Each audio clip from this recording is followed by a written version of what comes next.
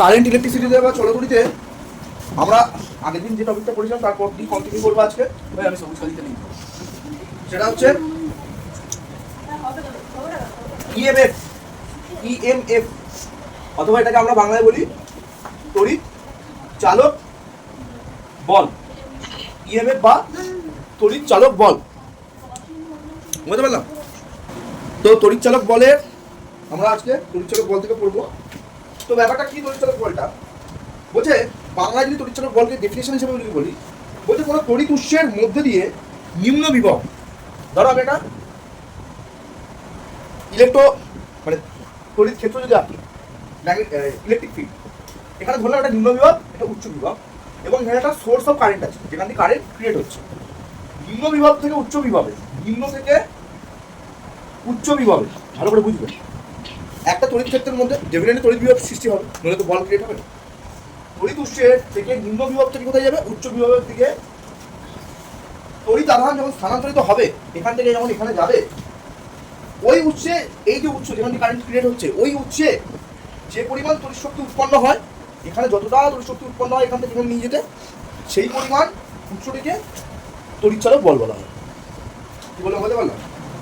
তড়িৎ চালক বল কি, যে যখন আমি একটা নিম্ন বিভব থেকে উচ্চ বিভবের দিকে একটা তড়িৎ উৎস থেকে যদি আমি নিম্ন থেকে উচ্চতে পাঠাই, তখন এই উৎসে যে পরিমাণ তড়িৎ সৃষ্টি হয় বা যে পরিমাণ তড়িৎ শক্তি উৎপন্ন হয় তাকে আমরা তড়িৎ চালক বল বলি, বুঝতে পারলাম?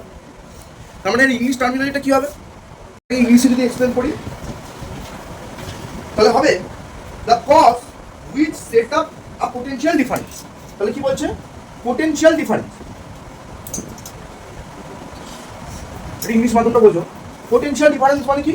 যেখানে একটা পোটেনশিয়াল ডিফারেন্স মানে কি, আগে তুমি বলেছিলাম যে একটা আমার উচ্চ বিভব ক্রিয়েট হয়েছিল, একটা নিম্ন বিভব, V1 মাইনাস V2 এর গল্পটা বলছিলাম, তাই তো? একটা লোয়েস্ট পোটেনশিয়াল ছিল, একটা হাইয়েস্ট পোটেনশিয়াল ছিল, তার মানে একটা লোয়েস্ট আর হাইয়েস্ট কনসেপ্ট আছে। তাহলে বলছে the causes set up a potential difference in any part of an electric circuit. একটা ইলেকট্রিক সার্কিটের একটা পার্টের লোয়েস্ট পার্ট থেকে হাইয়েস্ট পার্টে যখন, এটা তো পোটেনশিয়াল ডিফারেন্স, তাই তো? লোয়েস্ট পার্ট থেকে হাইয়েস্ট পার্টে যখন আমার কারেন্ট মানে ইলেকট্রিক এনার্জি যখন পাস হবে এবং যে পরিমাণ ইলেকট্রিক এনার্জি ওই সোর্সে ক্রিয়েট হবে, সেটাই হচ্ছে তার তড়িৎচালক বল বা ইএমএফ, বুঝতে পারলাম? এই ইএমএফ এর ফুল ফর্ম হচ্ছে electro motive force. Electro motive force, এটা বুঝতে পারার অসুবিধা আছে নেই? তার মানে তড়িৎচালক বল বা ইএমএফ এ আলটিমেট কি শব্দ ইউজ করছি? ফোর্স, তাই তো? এবার তাহলে ইলেকট্রোমোটিভ ফোর্স আছে, তাহলে ইলেকট্রোমোটিভ ফোর্স বা তড়িৎচালক বল, এই জিনিসটাকে আমরা তাহলে কিভাবে এক্সপ্রেস করতে পারি? দেখো, এটাকে আমরা লিখতে পারি তড়িৎ চালক বল বা ইএমএফ, ইলেকট্রোমোটিভ ফোর্স, এটাকে আমরা লিখতে পারি দুটো জিনিসের রেশিওতে। কিসের রেশিও? আমরা তড়িৎ শক্তির পরিমাণ বাই আমার স্থানান্তরিত তড়িৎ আধান, স্থানান্তরিত তড়িৎ আধান, তড়িৎ শক্তির পরিমাণ বাই স্থানান্তরিত তড়িৎ আধান, এর রেসপেক্টে আমরা ইজিলি এটাকে এক্সপ্রেস করতে পারি। তাহলে তড়িৎ শক্তির পরিমাণ, তার মানে কি কারেন্ট ইলেকট্রিসিটির যে অ্যামাউন্টটা, যে পরিমাণ অ্যাম্পিয়ারে ফ্লো হচ্ছে সেই অ্যামাউন্টটা, স্থানান্তরিত তড়িৎ আধানটা সেই কুলম্বের রেসপেক্টে যেটা লিখি, এত কুলম্ব, তাদের রেশিওটাই হচ্ছে ইএমএফ, বুঝতে পারলো? কোনো কিছু অ্যাম্পিয়ার, ধর 10 অ্যাম্পিয়ার, আর ধর আমি লিখলাম এখানে 2 কুলম্ব, এই যে রেশিওটা পেলাম, এই রেশিওটাই হচ্ছে আমার ইএমএফ এর রেসপেক্টে বলা হয় ইলেকট্রোমোটিভ ফোর্স, যেখানে হচ্ছে এটা আই কে রেকর্ড করছে আর যেটা এটা কিউ কে রেকর্ড করছে, বুঝতে পারলো? আচ্ছা, তাহলে সেই কনসেপ্টে আমাকে একটা জিনিস বল যে এই ইএমএফ এর সিজিএস এন্ড এসআই, এই দুটো ইউনিট কি হবে? সিজিএস এবং এসআই ইউনিট কি হবে? এবার তাহলে আমি এটা প্রশ্ন করলাম যে এর এসআই আর সিজিএস ইউনিট কি হবে? তার মানে তড়িৎ শক্তি, মানে এর যেটা সিজিএস ইউনিট হবে বাই এর যেটা সিজিএস ইউনিট হবে সেটা হবে, তাই তো? দুটো তো রেশিও। তার মানে আমাকে বলো এসআই ইউনিট তার মানে সেম গল্প হবে, এসআই ইউনিট তো সেম গল্প হবে। তো তড়িৎ শক্তির এসআই ইউনিট কি হয়? অ্যাম্পিয়ার, আর এটা কি হয়? কুলম্ব, তাই তো? অ্যাম্পিয়ার সরি একটা জিনিস ভুল বলছি, সেটা হচ্ছে তড়িৎ শক্তির পরিমাণ, শক্তি মানে এনার্জি, এনার্জির ইউনিটের রেসপেক্টে ভাবতে হবে। এনার্জির ইউনিট কি? জুল। এনার্জির ইউনিট কি মানে এসআই ইউনিট কি হবে? জুল। আর আধান কুলম, জুল পার কুলম, তাই তো? ইএমএফ ইকুয়াল টু কি হচ্ছে? Joule per coulomb. এবার আমরা জানি যে আগের দিন আমরা পড়েছিলাম ভোল্ট ইকুয়াল টু কি ছিল? Joule per coulomb. Volt equal to কি ছিল? Joule per coulomb. তাই ছিল তো? ভোল্ট ইকুয়াল টু কি ছিল? জুল পার কুলম ছিল। আর মানে ইএমএফ আর ভোল্টেজের মধ্যে সেরকম একটা তফাৎ নেই, দুটো তো একই টাইপের জিনিস হয়ে যাচ্ছে। সেটাই ও বলছে, তাহলে তড়িৎচলক বলের একক হলো, সেই রেসপেক্টে আমি এটাকে কি বলতে পারি? ভোল্ট। আর সিজিএস তাহলে আমি কি বলতে পারি? Stat volt. স্ট্যাট কুলম কেন? Stat volt. আমি বললাম তড়িৎচলক বলের ডেফিনিশন অনুযায়ী এটা এনার্জি ইউনিট যাচ্ছে জুল, জুল পার কুলম। এটা কি ছিল? ভোল্টেজ। ভোল্টেজের ডেফিনিশনও পড়েছিলাম, ভোল্ট আগের দিন, বিভব। তাহলে আচ্ছা বলতে পারি বিভবে আমরা কি পড়েছিলাম? অসীম দূরত্ব থেকে তড়িৎ ক্ষেত্রে কোনো একটা বিন্দুতে একটা ইনফাইনাইট ডিস্টেন্স থেকে ইলেকট্রিক ফিল্ডের মধ্যে একটা পয়েন্টে একটা চার্জকে আনতে যে পরিমাণ তুই কার্য করিস, ওয়ার্ক ডান করিস, এই ওয়ার্ক এবং এনার্জি দুইটার ইউনিট তো সেম ছিল। তাই জন্য দেখ ওখানে এসেছিল জুল, এখানেও জুলে আসছিল। ওখানে ওয়ার্কের রেসপেক্টে এসেছিল, আর এখানে এনার্জির রেসপেক্টে আমি বলছি, দুটো ইউনিট সেম। তাহলে জুল পার কুলম এটা কি হচ্ছে? ভোল্টেজ। তার মানে এসআইতে ইএমএফ এর একক কি হবে? আলটিএ ভোল্টেজ। আর এটা কি হবে? CGS, stat volt. সিজিএস হলে স্ট্যাট শব্দটি ইউজ হয়ে যাচ্ছে, বুঝতে পারলাম? আমরা যদি ভালো করে আঁকি সিস্টেমটা, তাহলে মানে একটা ইলেকট্রিক সার্কিট যদি আমরা বানাতে পারি, সেখান থেকে ইলেকট্রোমোটিভ ফোর্সটা কিভাবে বোঝাবো? এই হচ্ছে সার্কিট, এই সার্কিটে ধরলাম এই পয়েন্টটা হচ্ছে ভি অফ এ, আর এই পয়েন্টটা হচ্ছে ভি অফ বি। এবার এটাকে আমি ধরলাম নিম্ন, লোয়েস্ট পোটেনশিয়াল, নিম্ন। এটা হচ্ছে উচ্চ, তাহলে কারেন্ট কোথা দিয়ে যাবে? নিম্ন থেকে উচ্চ, তাই তো?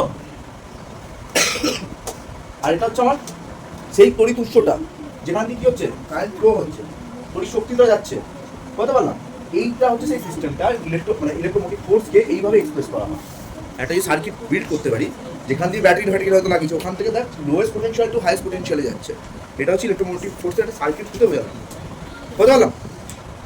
এবার আমাকে একটা জিনিস বল, এই যে তড়িৎ উৎস যেটা বললি, যেখানে কারেন্ট ইলেকট্রিসিটি যাচ্ছে, এই তড়িৎ উৎস কি কি হতে পারে? এটা কি হতে পারে? খুব জোর হলে এটা সেল হতে পারে, খুব জোর হলে এটা ব্যাটারি হতে পারে, তাই তো? এবার আমাকে কে বলতে পারবি সেল আর ব্যাটারির মধ্যে? সেলকে বাংলায় বলা হয় তড়িৎ কোষ, আর ব্যাটারিকে ব্যাটারি বলে। হ্যাঁ, তারপর আমাকে বল, আমরা রিমোটে কি ইউজ করি? ব্যাটারি না সেল? আর ঘড়িতে ব্যাটারি না সেল? শৈবিক বল, তোর একটা আইডিয়া আছে? আমরা ঘড়িতে ব্যাটারি ইউজ করি ওয়াল ক্লকে, নাকি সেল ইউজ করি? ব্যাটারি ইউজ করি। এই কনসেপ্টটা খুব ভুল। যখন তুই একটা জিনিস ইউজ করিস, সেটা হচ্ছে তড়িৎ কোষ, সেল। আর যখন তুই পেয়ার হিসাবে ইউজ করিস, সেই জিনিসটাকে বলে ব্যাটারি। এই দুটোর মধ্যে আরেকটা তফাৎ আছে। একটা জাস্ট ওয়ান টাইম ইউজ, মানে তুই ব্যাটারিটা কিনে, মানে সেলটা কিনে আনবি, ইউজ করবি, সেইখানে যখন ব্যাটারি খারাপ হয়ে যাবে ফেলে দিতে হবে ব্যাটারি। আর এই জিনিসটা চার্জেবল, ডিউরাসেল ব্যাটারি, দেখেছিস চার্জ দেওয়া যায়। এইখানে দুটো কনসেপ্ট হয়। এর মধ্যে তার ইলেকট্রিক মানে কেমিক্যাল জিনিসটা এ কনভার্ট করে কি ইলেকট্রিসিটি। আবার দেখ যখন এর এর মানে কেমিক্যাল এনার্জিটা যখন ইয়ে হয়ে যায়, তখন সে কি করে? চার্জে বসালে আবার ইলেকট্রিসিটি আবার কেমিক্যাল দিচ্ছে। বাট এটা একটা ওয়ান টাইম, এটা টু টাইম, বুঝতে পারলাম? এটা হচ্ছে পোটেনশিয়াল ডিফারেন্স। আর ইলেকট্রোমোটিভ ফোর্সের মধ্যে তাহলে তফাৎটা কি, ডিফারেন্সটা কি? ইলেকট্রোমোটিভ ফোর্স ইএমএফ বা potential difference, EMF versus potential difference, measure কি কি ডিফারেন্স আমরা দেখতে পাই? বল, কি ওটা বল, প্রথম চেষ্টা তো কর।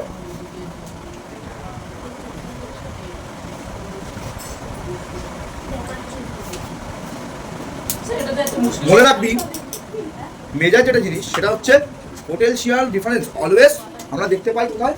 যখন সার্কিট ক্লোজড হবে। কি হবে? ক্লোজ। আর এটা ওপেন সার্কিট হলেই ব্যাপারটা হবে। এটা কখন হবে? Close circuit. ক্লোজ সার্কিট মানে কোনো তড়িৎ প্রবাহ মানে তুই একটা মানে তুই ক্লোজ আর ওপেনের গল্পটা বুঝতে পারছিস তুই কি বলছিস? মানে সার্কিট ক্লোজ, এখানে হবে সার্কিট ওপেন, বুঝতে পারলাম। সেকেন্ড যেটা হচ্ছে এইটা ওপেন সার্কিটের মধ্যে দুটো দেখ লোয়ার পোটেনশিয়াল আর হায়ার পোটেনশিয়ালে যাচ্ছে, তাহলে দুটো কি হচ্ছে বিভব প্রভেদের গল্পটা আসছেই সেই। তার মানে একটা ওপেন সার্কিটের মধ্যে যখন বিভব প্রভেদ ক্রিয়েট হচ্ছে সেটাকে আমরা বলছিলাম ইএমএফ। আর যখন সেই গল্পটাই ক্লোজড হয়ে যাচ্ছে, ক্লোজ হয়ে গেলে ক্লোজ সার্কিটের মধ্যে যখন বিভব প্রভেদ বা পোটেনশিয়াল ডিফারেন্স ক্রিয়েট হয় সেটাকে আমরা কি বলি? Potential difference. এটা ছিল মেজর কথা, এটা বুঝতে পারছো সবাই? সেকেন্ড হচ্ছে তড়িৎচালক বল বা ইএমএফ এ কি করে কোনো সার্কিটের, ভালো করে বলো ইএমএফ। ইএমএফ এ আমরা একটা গল্প বললাম যে ভাই সেলের কনসেপ্ট বললাম, সেল সেকেন্ডারি প্রাইমারি, প্রাইমারি মানে নর্মাল সেল, সেকেন্ডারিকে অ্যাকচুয়ালি ব্যাটারি আমরা বলছিলাম। তার মানে কি এখানে এনার্জির একটা কনভার্টার গল্প আসছে, ডিউরাসেল ব্যাটারি চার্জ দিতে পারি, আবার সেইটা দিয়ে আবার রিমোট চলে, আবার ওইটাকে আবার খুলে চার্জ দেওয়া যায়। বাট পোটেনশিয়াল ডিফারেন্সে আমরা তড়িৎ শক্তি অন্য কোনো শক্তিতে রূপান্তরিত হলে ওই অংশে বিভব প্রভেদ রয়েছে বলে ধরা হচ্ছে। তাহলে দুটোর মধ্যে বেদ কি বলছে? ইএমএফ বলছে 2 নম্বর, ইএমএফ বলছে বর্তনীর যে অংশে কোনো শক্তি তড়িৎ শক্তিতে রূপান্তরিত হয় সেই অংশকে তড়িৎচালক বল বলে। সেকেন্ড যে পয়েন্টটা কি বলছে? বর্তনীর যে অংশে কোনো তড়িৎ শক্তি রূপান্তরিত হয় তাকেই আমরা বলছি ইএমএফ। আর এখানে কি হচ্ছে? সার্কিটে বা বর্তনী যে অংশে মানে কোনো অংশ তড়িৎ শক্তি অন্য কোনো শক্তিতে রূপান্তরিত হলে তখন আমরা এটাকে ধরে নিই বিভব প্রভেদ হিসেবে, পোটেনশিয়াল ডিফারেন্স তখন ধরি। থার্ড হচ্ছে এই ইএমএফ কে মাপা হয় বেসিক্যালি পোটেনশিওমিটারের সাহায্যে, আর পোটেনশিয়াল ডিফারেন্সকে মাপা হয় ভোল্ট মিটারের সাহায্যে। এটা হচ্ছে থার্ড পার্থক্য। এবং ফোর্থ হচ্ছে তড়িৎচালক বল বা ইএমএফ হলো বিভব প্রভেদের কারণ, মানে ইএমএফটাই হচ্ছে বিভব প্রভেদের কারণ, রিজন কেন বিভব প্রভেদ হচ্ছে তড়িৎচালক বলের জন্য। আর পোটেনশিয়াল ডিফারেন্সে কি হচ্ছে?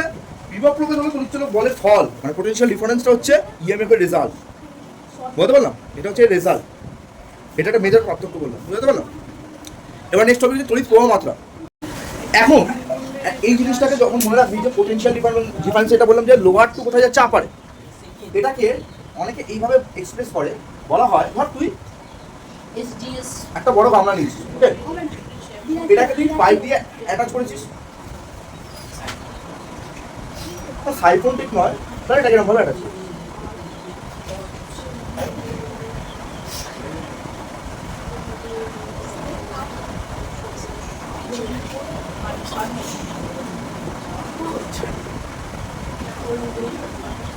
ওকে, ভালো করে দেখ, এখানে ওয়াটার রয়েছে 20 লিটার, আর এখানে কত আছে বললাম 10 লিটার, যেহেতু সরু এটা বলতে। এবার তুই দুটো পাইপের এখানে চাবি লাগানো আছে, চাবি দুটো খুলে দিলে এটা ইন্টারকানেক্টেড হয়ে যাবে। প্রশ্নটা হচ্ছে এইখানে জল কোনটা থেকে কোনটার দিকে মুভ করবে? এটা থেকে এটা, এটা থেকে এটা, এদিক থেকে এদিকে আসবে, এদিক থেকে এদিকে আসবে। লম্বাটা থেকে ছোটটা আছে, কি মনে হচ্ছে? লম্বা থেকে ছোটটা যাবে, বেশিটা থেকে ছোটটাই যাবে। দুদিনের কি মনে হচ্ছে? মানে কোন দিকে কোনটাই যাবে? এটা বড় আছে না, এটা লম্বাটা থেকে ওই পাশে মনে রাখবি না, সরু থেকে মোটাই আমরা একটা পড়েছিলাম মনে আছে, ধর্ম সমুচ্চ ছিল তো ধর্ম, সেইখানে বলেছিল যে তুই হাইটটাকে ব্যালেন্স করতে হবে। তার মানে হাইট ব্যালেন্স করবে তুমি কি করবে? এখান থেকে যাবে, মানে উচ্চ থেকে সবসময় কি করবে? নিম্ন দিকে যাবে। হাইটের বেসিস থেকে কি হচ্ছে? উচ্চ থেকে নিম্ন দিকে যাচ্ছে। তাহলে similarly positive charge caters electric current by following from the higher potential to the lower potential. তাহলে পজিটিভ চার্জ কি হচ্ছে? হায়ার পোটেনশিয়াল টু কিসে যাচ্ছে? লোয়ার পোটেনশিয়াল, উচ্চ বিভব থেকে নিম্ন বিভব দিয়ে ওই লজিকেই যাচ্ছে। সেটাই বলছে যে similarly positive charge generate the electric current, positive charge electric current generate করবে, সেটা কিভাবে করবে?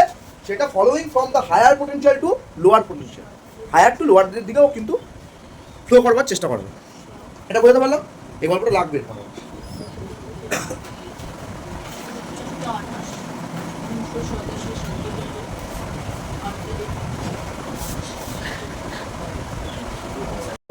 এখানে যে আমি ডায়াগ্রামটা গেছি মনে রাখবে, তোমার যদি পরীক্ষায় কোশ্চেন করে যে কারেন্ট কোথা থেকে কোথায় মুভ করে, কারেন্ট সবসময় পজিটিভ থেকে নেগেটিভে যায়, যেটা আমি দেখালাম, উচ্চ থেকে নিম্নের দিকে যায়। বাট ইলেকট্রন ফ্লো কি হবে? নেগেটিভ টু পজিটিভ যাবে, এটা বলাবে। তোমার পরীক্ষা কোশ্চেন করবে ইলেকট্রন ফ্লোটা কোথা থেকে হয়? Negative to positive. Current flow তাহলে কোথা থেকে হবে? Positive to negative. বলতে পারলাম? এবার একটা লাইন পড়ছি, লাইনটার মানেটা বুঝতে পারছো কি দেখো এবার।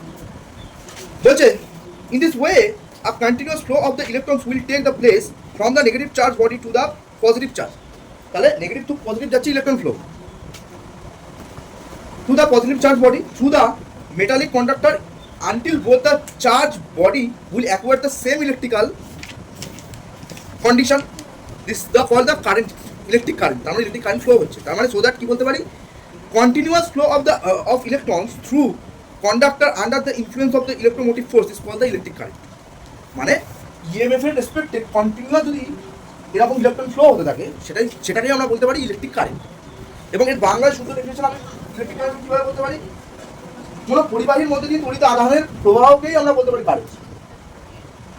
আধানের প্রভাবটা কীভাবে যাচ্ছে বা এটাকে এভাবে বলতে পারি, কোনো পরিবাহীর প্রতি একক প্রত্যচ্ছেদে প্রতি সেকেন্ড সময়ে যে পরিমাণ তড়িৎ আধান প্রবাহিত হয় তাকেই আমরা বলি তড়িৎ প্রবাহ মাত্রা। মানে এটাকে আমরা I equal to Q by T পড়েছিলাম তো, আই কে তড়িৎ প্রবাহ মাত্রা বলছি বা ইলেকট্রিক কারেন্ট বলছি। এটাকে এক সেকেন্ড যদি ধরে নিই, বলছে কোনো পরিবাহী মধ্যে দিয়ে প্রত্যেকটা ক্রস সেকশন বা প্রতি প্রস্থচ্ছেদের মধ্যে দিয়ে এক সেকেন্ডে যে পরিমাণ তড়িৎ আধান যাবে, যে পরিমাণ তড়িৎ আধানটা যাবে, সেই পরিমাণ তড়িৎ আধানটাকে আমরা কি বলবো, আই বা তড়িৎ প্রবাহ মাত্রা। আই বা তড়িৎ প্রবাহ মাত্রা বুঝতে পারলাম, সেটা হচ্ছে ইলেকট্রিক কারেন্ট। তার মানে তড়িৎ প্রবাহ মাত্রা ক্রিয়েট হওয়ার জন্য ডেফিনেটলি ইলেকট্রোমোটিভ ফোর্সের একটা গল্প আসছে, তো হবে না, বুঝতে পারলাম?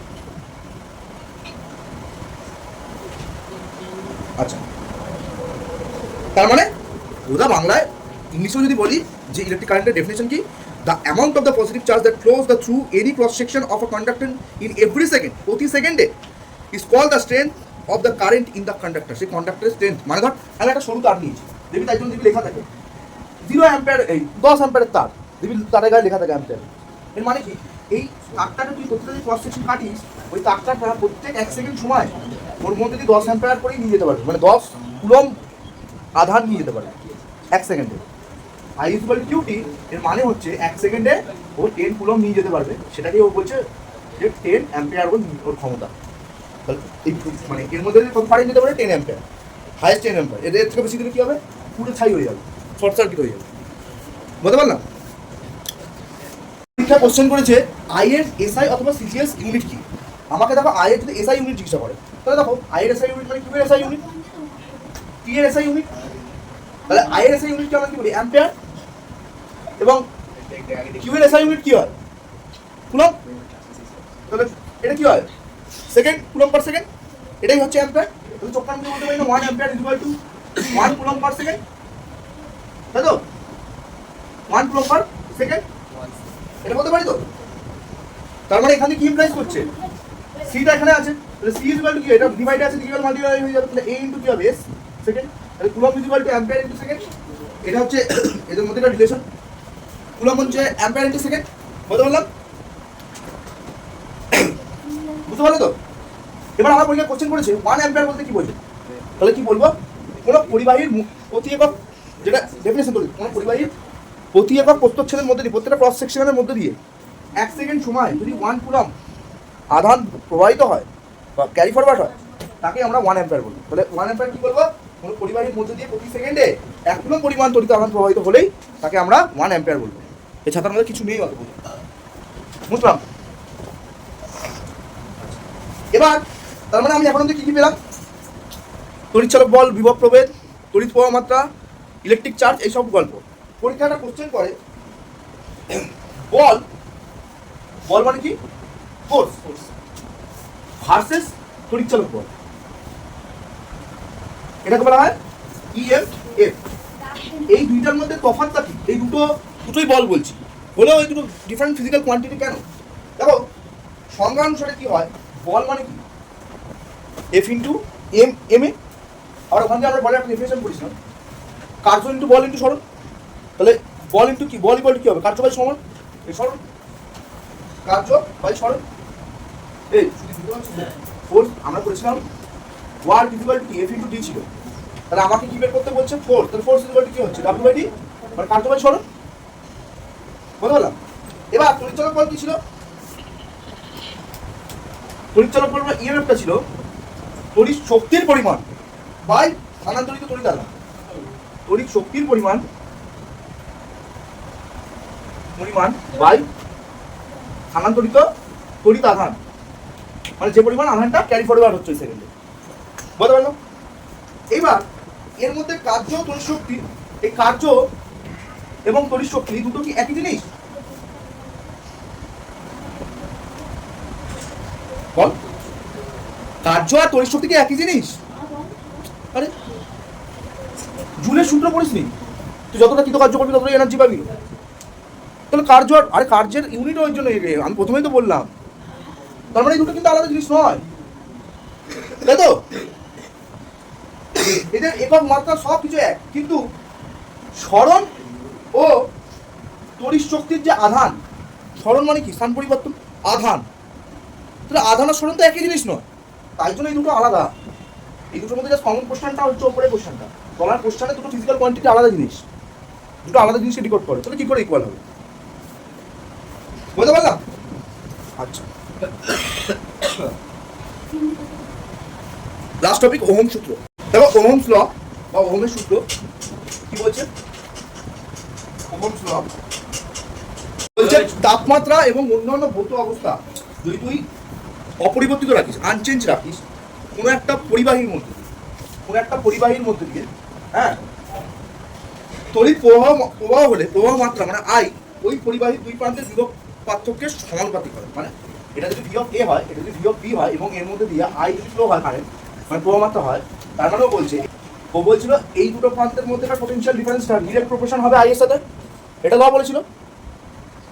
এবার এইটাকে আমি যদি ধরে নিই, এই পোটেনশিয়াল ডিফারেন্সটাকে let capital V equal to V J minus V of B, তার মানে কি হচ্ছে এটাকে ভি বসিয়ে দিতে পারি, ভি ভ্যারিয়েশন আর, এবার ভ্যারিয়েশন যদি উঠে যায় তাহলে তার জায়গায় কি হয় আর বলবো। কেন কি বলবো? অলরেডি কি একটা রয়েছে এখানে, মানে কুলম্বের ফর্মুলায় পড়েছে, তাই ও আর ধরেছে। পরবর্তীকালে আর কে রেজিস্ট্যান্স বা রোধ বলা হবে। তো এখান থেকে আমরা এটা পেলাম যেটা হচ্ছে একটা নন জিরো ভ্যারিয়েশন কনস্ট্যান্ট, এবং এখান থেকে ও আই এর ভ্যালু কি পাবে? আই এর ভ্যালু হচ্ছে আরটা এখানে কিছু আছে গুণে, এদিকে গেলে কি হবে? ভি বাই আর, তাহলে আই ইকুয়াল টু কি হচ্ছে? ভি বাই আর। এখান থেকে আমরা ভোল্টেজ এবং আর এর রেসপেক্টে একটা পেলাম, এখানে একটা কি ডেফিনেটলি একটা, এটা একটা মেটাল, এ কি করবে? কারেন্টকে ফ্লো হতে বাধা দেবে, রেজিস্ট্যান্স করবে। এটা আমরা পরের দিন পড়বো রেজিস্ট্যান্স টপিক। আজকে আমরা ওহমস ল অবধি পড়েছি এবং ওহমস ল এর ম্যাথমেটিক্যাল কনসেপ্ট অবধি পড়েছি। বুঝতে পারলাম? একটা অঙ্ক দেখবি, দেখ ওহমস ল এর একটা অঙ্ক দেখ। ওহমস ল এর একটা অঙ্ক লেখো, এটা পরে আমি ছেড়ে দেবো। দেখো, if the potential difference between the two ends of a conductor, if the potential difference between two ends of a conductor be 15 volt, for which current flowing through it is 3 ampere, then find the resistance of conductor. তার মানে বলছে potential difference কত বলেছে বলো? বিভব প্রভেদ কত বলেছে? 15 ভোল্ট, আর কারেন্ট ফ্লো হচ্ছে, তাই তো? যেটা আমরা আই রেকর্ড করি, এটা ভি বলে দিয়েছে, আই কত বলে দিয়েছে? 3 অ্যাম্পিয়ার। আমাকে জিজ্ঞাসা করছে কি? Find the resistance of conductor. রোধ জিজ্ঞাসা করছে, রেজিস্ট্যান্স অফ কন্ডাক্টর এটা আমাকে জিজ্ঞাসা করছে, যেটাকে আমি আর দিয়ে রিপোর্ট করছি, তাই তো? ফর্মুলা কি ছিল? V equal to I R, তাই তো? আমাকে বের করতে হবে আর equal to V by I. V এর ভ্যালু কত? 15 ভোল্ট, আই এর ভ্যালু কত? 3 অ্যাম্পিয়ার, কাটলাম 5, তাহলে কত হবে? 5 ওহম। রেজিস্ট্যান্সের ইউনিট হবে ওহম, পরের দিন আমরা পড়বো। 5 ওহম হবে অ্যান্সার। পরের দিন এই পড়াগুলো দেখে আসবে, হ্যাঁ লিখতে দেবো কোশ্চেন।